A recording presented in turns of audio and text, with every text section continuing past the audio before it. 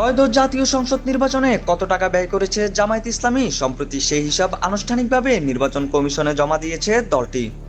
গেল মঙ্গলবার নির্বাচন কমিশনে ব্যয়ের এই পূর্ণাঙ্গ হিসাব জমা দেওয়া হয়।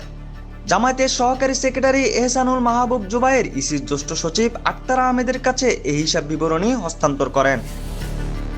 দলটির সেক্রেটারি জেনারেল মিয়া গোলাম পরোয়ার স্বাক্ষরিত এই হিসাব অনুযায়ী নির্বাচনে জামায়াতের মোট ব্যয় হয়েছে 4,49,47,972 টাকা। এর মধ্যে 225 জন প্রার্থীকে অনুদান হিসেবে দেওয়া হয়েছে 4 কোটি টাকা। গড়ে প্রতি প্রার্থী দল থেকে 1.5 থেকে 2 লাখ টাকা করে পেয়েছেন।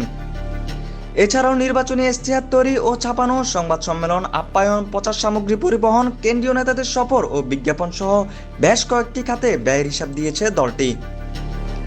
হিসেব অনুযায়ী সংবাদ সম্মেলন আয়োজনে 22,848 টাকা এবং সংবাদ সম্মেলনে আপ্যায়ন বাবদ 2,63,591 টাকা খরচ করেছে জামায়াত।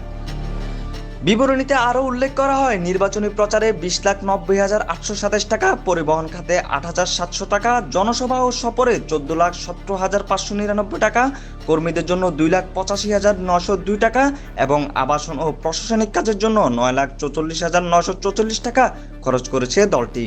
পাশাপাশি বিবিধ ব্যয় হিসেবে আরও 2 লাখ টাকার হিসাব উল্লেখ করা হয়েছে।